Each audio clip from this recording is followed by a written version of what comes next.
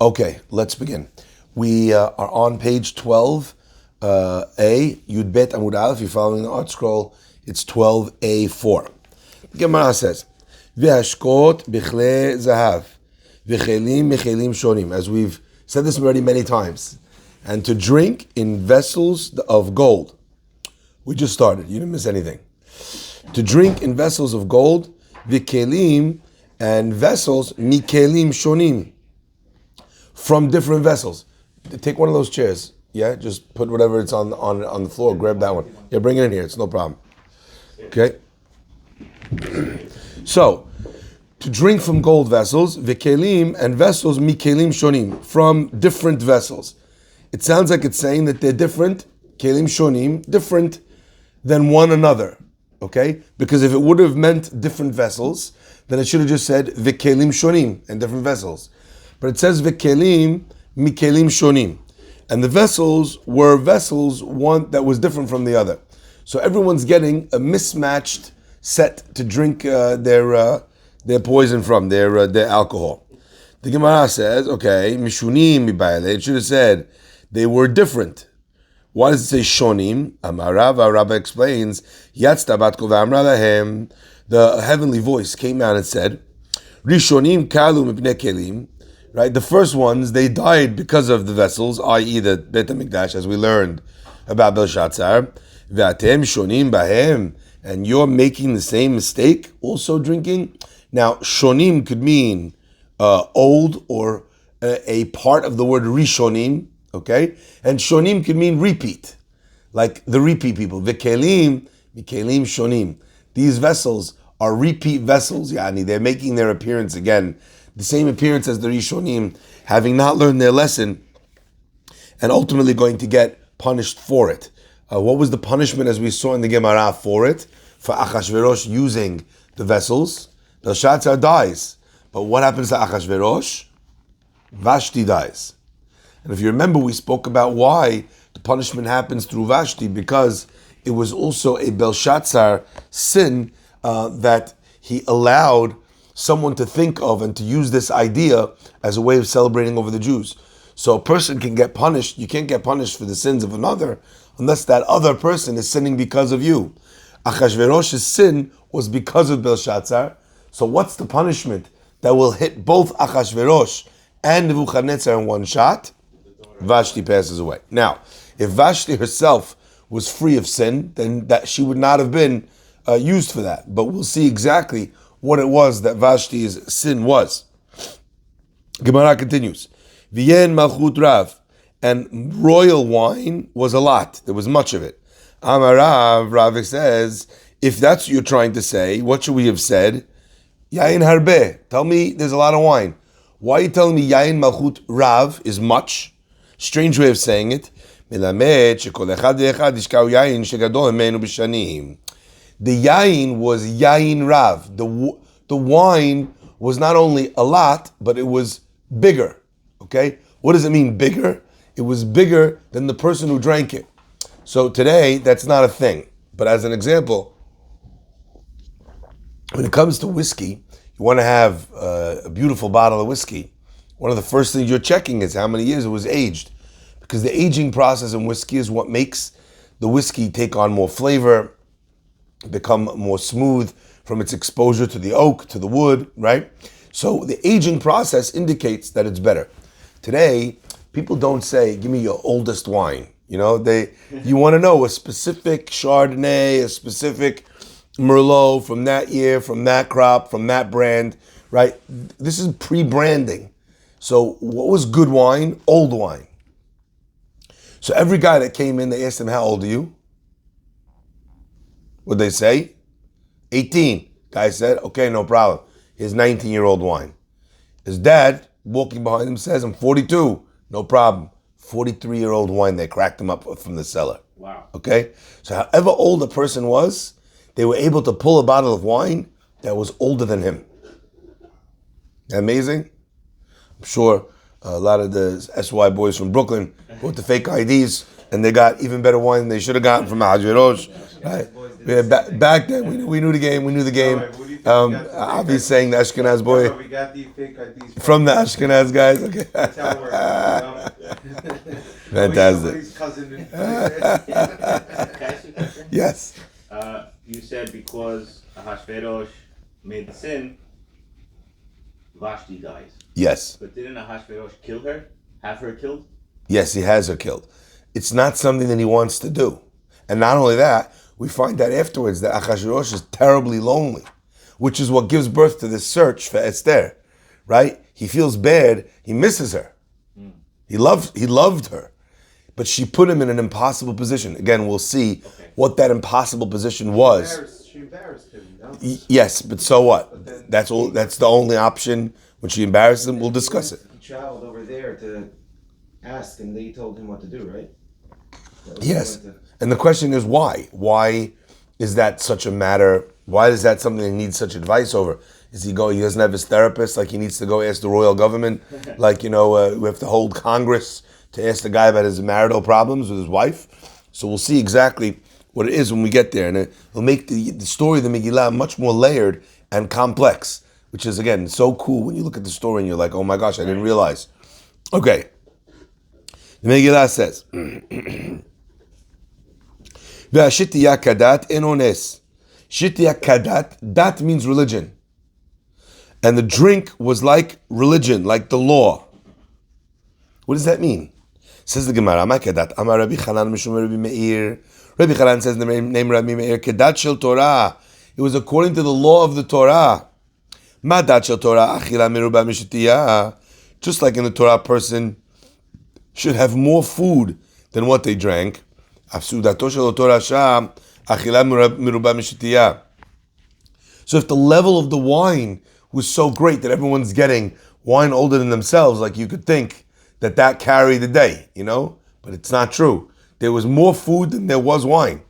So you're talking about an incredible feast.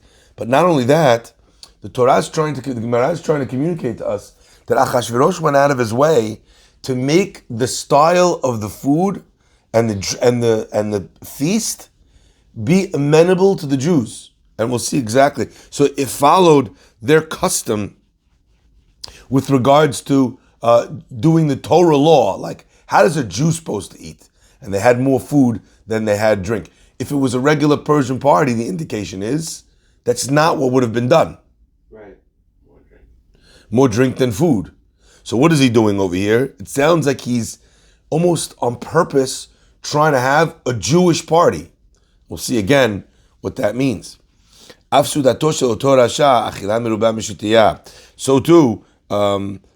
what's it called? That was the case for Achashverosh. And honest, what does it mean that the drink was according to the law? No, honest, nobody was forced to do anything.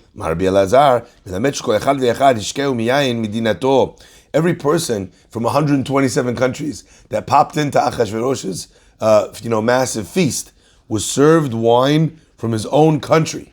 Why? A Frenchman would never drink anything other than French wine. Italian people, they like their Italian wines. So people are accustomed to only drink theirs. They don't want, sometimes, like they say, look, I went to the wedding, this is the tequila, the whiskey they had, I was forced to drink, right? And honest means they weren't forced to drink. What is that? What Gemara is explaining? That nobody felt like, I have to drink this because there's nothing else. Or because the king I'm at the king's party, I can't not say l'chaim to the king.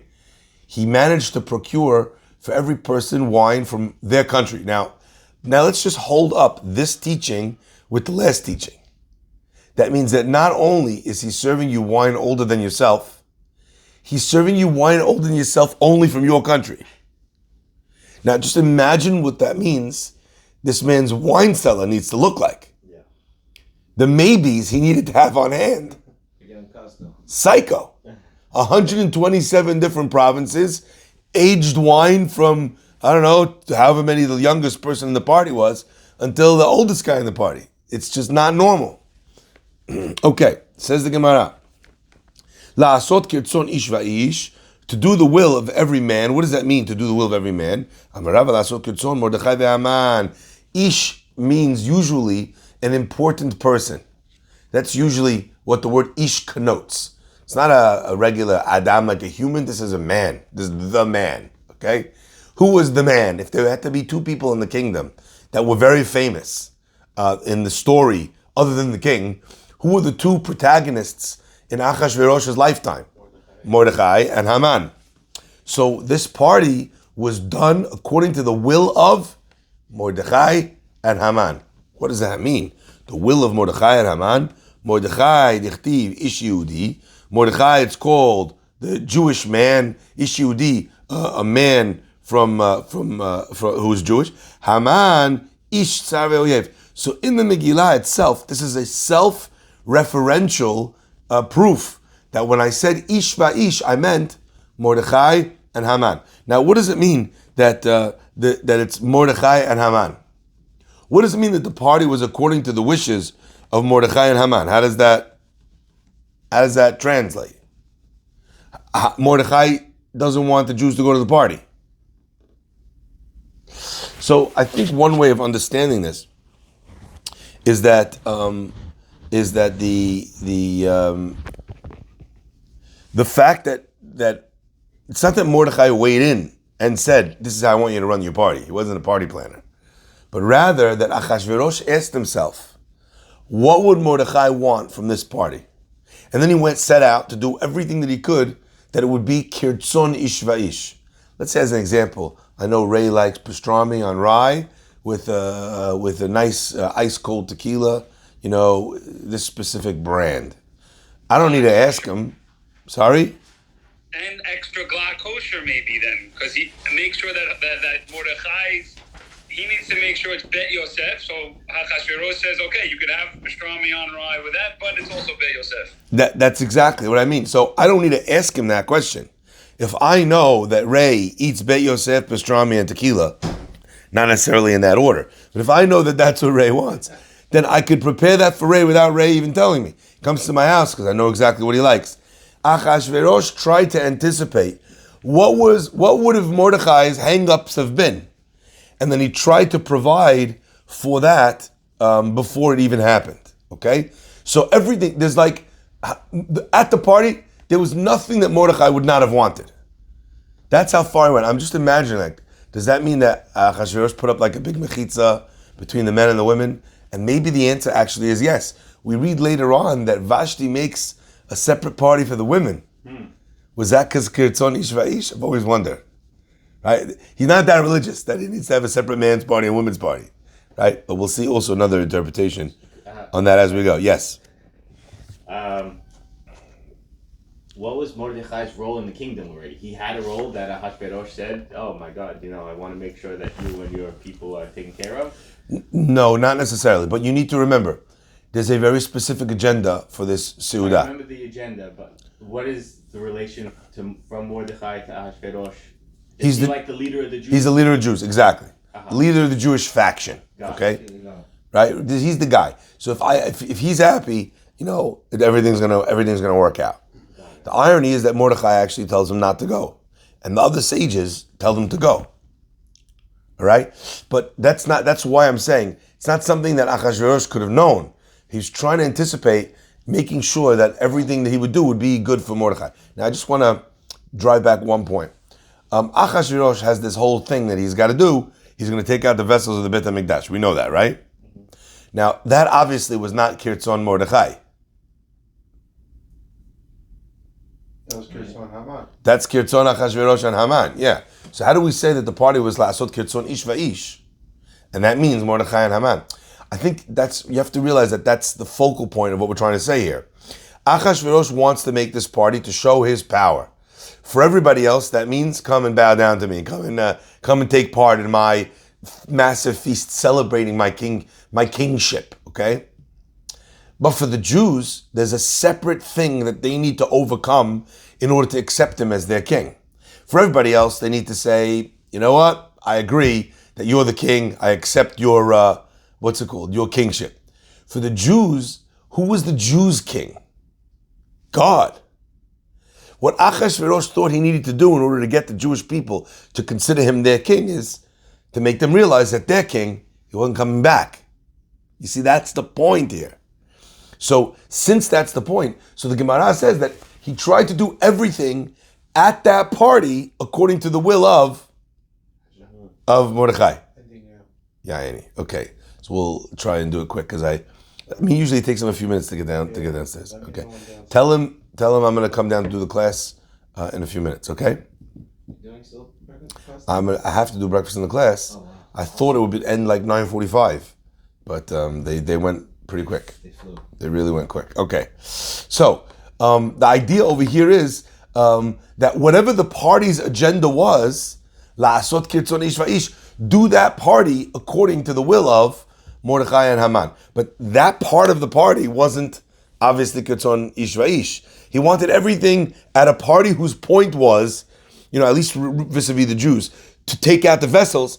How would he do that in a way that Mordechai would be comfortable? So the wine's got to be kosher, it's got to be Jewish style, more food than drink, etc., etc. Everything else was that way. Now, there's another translation that says en ones, which means that no one was forced, right? Mordechai, maybe that could also be kirtzon ish va'ish, that Mordechai didn't want them to be forced to eat something or drink something that they didn't want to, in case it was NK, or whatever the case might be. Remember, even kosher wine, if it's now served by Achashverosh's servants, it's a problem. Right? Okay. Let's carry on. He didn't have foremost that he could hire, with Jewish catering waiters. Okay? Gemara continues. Vashti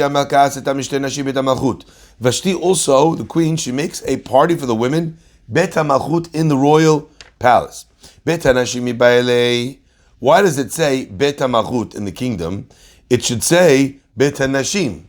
If she did a separate party, then that was in the quarters, in the women's quarters. Now, you have to realize that this was at the time a very frequent and a common occurrence, that the king had the king's chambers and the queen had her chambers, and he either came to her or she came to him. But the king, had his own space. Why? Because he has a harem the size of New Jersey. Like the guys, he's got lots of women, that he has in his storehouse that he's frequenting. As we see what happens later, even as he's looking for a wife, he keeps all the people that he's slept with, and they remain in his harem forever. And then if he wants them, he calls for them specifically by name. But otherwise, they're just part of the king's harem. That's what it's like. Okay. Now, let's move on. Gemara says, so she said Bet HaNashim, which is that she had a women's party in the queen's quarters. Amarava shnehen dvar avera nitkavnu. Says the Gemara, Achashverosh and Vashti, both of them, each of them intended, their idea was to try and sin, to try and do avera. Okay? So therefore, when Vashti held a separate party, she wanted to be as close to the men as possible.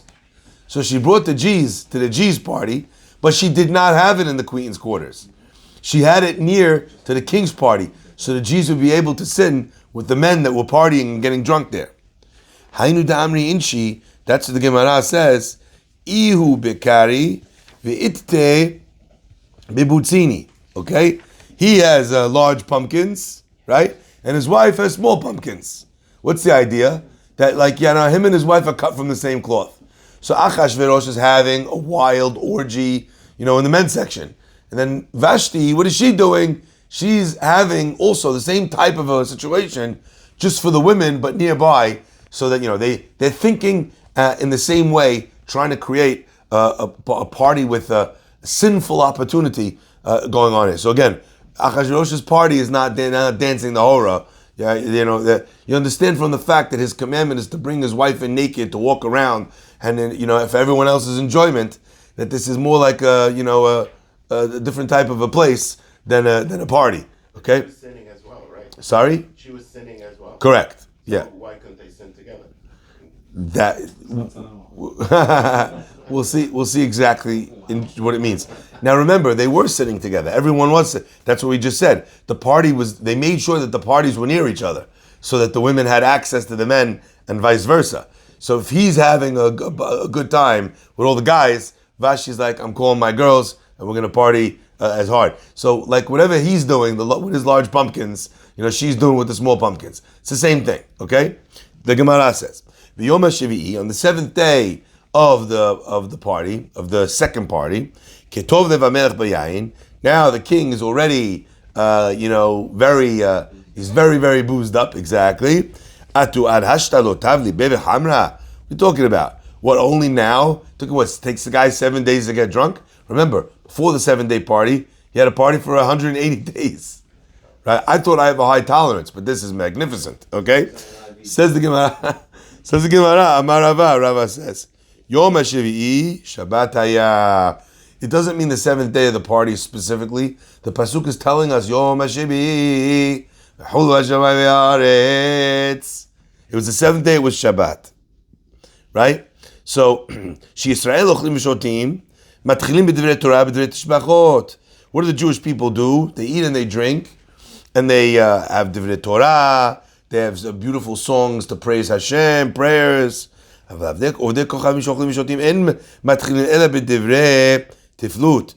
if you're the non-Jewish people, the idol worshippers of the time, when they ate and drank, they were not talking about Divrei Torah or Divrei Tishbachot. They were dealing with tiflut. Tiflut means inappropriate agendas, okay? And again, I'm not going to encourage you to use your imagination, but you understand. Same thing. Halalu omrim madiyot naot. Right? These guys are saying, oh, the women, the median women, those are the most beautiful women in the world.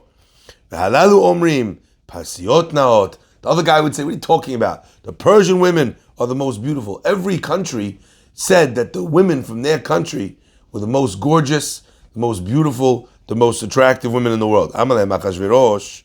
Achashverosh said, Keli she'ani mishtamesh bo, the vessel that I use, eno lo madi, velo parsi, ela kasdi. My vessel, is not Persian, it's not Median, ela kasdi. Comes from Bavel. And she's actually more beautiful than every one of the women from your countries. You want to see that I'm right, that she's more beautiful than your wives, than the women from your country. What a way to call your wife. The vessel I use. She biflij. Amru lo, right? They said to him, yeah, sure. Happy to see your wife prance around. She's got to be naked, because otherwise we can't really tell how beautiful she is if she's wearing clothing. So, she's got to be without clothing. Right? Look at this. Now, the question is, now what's going on the other side of the divider? So this is the conversation that's happening, Yom HaShevi'i, the Shabbat conversation of Achashverosh and his friends. In the way that someone acts towards somebody else, modedim bo, they do to him midah keneged midah. Milamed shayita Vashti harish'a mevi'ah benot Israel. Vashti, this wicked woman, the daughter of Belshazzar, the granddaughter of Nebuchadnezzar, she would bring Jewish girls, umefashtin arumot, and she would make them get naked, ve'oseh bahem melacha b'Shabbat, and force them to do gardening work, or whatever work she had for them to do on Shabbat in order to humiliate them. Says the Pasuk, so therefore the same thing happened to her. Hainu dichtiv, this is what it means when it says, achar devarim ha'eleh, after these things, kishoch hamat hamelech Achashverosh, when the anger of Achashverosh died down, Zachar Vashti ve'et kasher asat. He remembered Vashti and what she did, ve'et asher nigzar aleha, and what was decreed upon her. What does that mean? That ve'et asher asat, what she did and what was decreed against her? The pasuk is saying that what she did was what was decreed against her. Kishem sha'aseta kach nigzar aleha. Just as she had done, so had been done to her. So she was naked. She was forced to be humiliated in front of all of the people. Gemara continues. V'tima'ena malka Vashti. Vashti says to this request in the fight for who's the fairest of them all. Okay, this is before Miss Universe. So Ahashverosh had his own version. She says no. Gemara says, I don't understand. Michdi pritzta havai.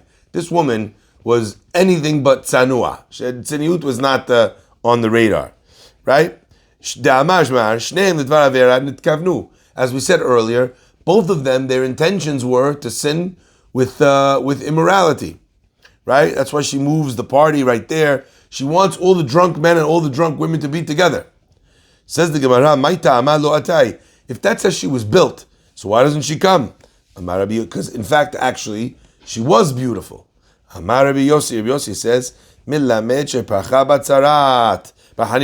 we learn from here that she broke out in leprosy, so she was covered with all these ugly splotches on her skin. So Vashti, even though she normally would have welcomed the chance to arouse that kind of excitement in all everyone and let them see her and not embarrassed to be cheapened like that, she would have loved the opportunity, right? Actually, now she felt self-conscious because she had leprosy, and that was designed to be able to have the situation fall out the way that it does. Two different opinions. What? The fact that Ahashverosh wants to bring her out naked because someone says, because he wants to embarrass her the way she embarrassed the Jews, but then someone else says that she would have loved it because she wanted to be naked. So is this two different opinions? No, it's not two different opinions, but again, the fact that she wants to be naked doesn't mean that she wants to be commanded to be naked, exactly, by the king, right? Or that she should be told, this is my vessel, at my liege, I tell her to do what she, the Gemara then... Ahashverosh care that you can get her back. Oh, you did this to the Jews, I'm going to do this to you. It's not. The Gemara is telling you that Hashem made this happen, this conversation, Achashverosh standing in. Normally, what would you say if Achashverosh said, my wife is more beautiful, the queen, and someone would suggest, okay, look, let's see her naked. He would have killed him. You speak that way about his wife? Right? The answer is that because of what had happened, HaKadosh Baruch Hu made sure that events developed this way. B'matnita Tan, and the Braita explains a little bit of a different idea. Ba Gavriel v'asala zanav. Gabriel came and made her grow a tail. So what does this mean, a tail? She have like a tail from like a cat, So it's actually very interesting. I was reading about this concept. I don't know if anyone knows what this is. It's called vestigial organs. Does anyone know what that is? Vestigial means something that was from before. And sometimes it lasts even after the person's birth. There are people that are actually born with what looks like a little tail at the bottom of their tailbone. It's a wild thing. So it has to have surgery to remove it, but it looks like a tail made out of skin. So it kind of comes out right at the top of the tailbone, above the backside. And they call it a vestigial organ. Now that idea is most likely what we're talking about over here. Now, obviously, normally that's not a problem, except if you're commanded to come naked, right? That's an issue. Everyone's looking at you, you're humiliated. She grew it or she always had it? No, she grew it at that time. That's what it says. Gabriel came, Yasala Zanav. Okay? Now, what's it called? There's other opinions that say Zanav does not mean a tail. We have the word Zanav in the Torah. Anyone know where? It should be the Rosh and not the Zanav. The Rosh Zanav is not a pasuk in the Torah. We just say By Amalek, Vayizanev becha kohenecha shanim acharecha. What does Vayizanev mean? It means that they got held back.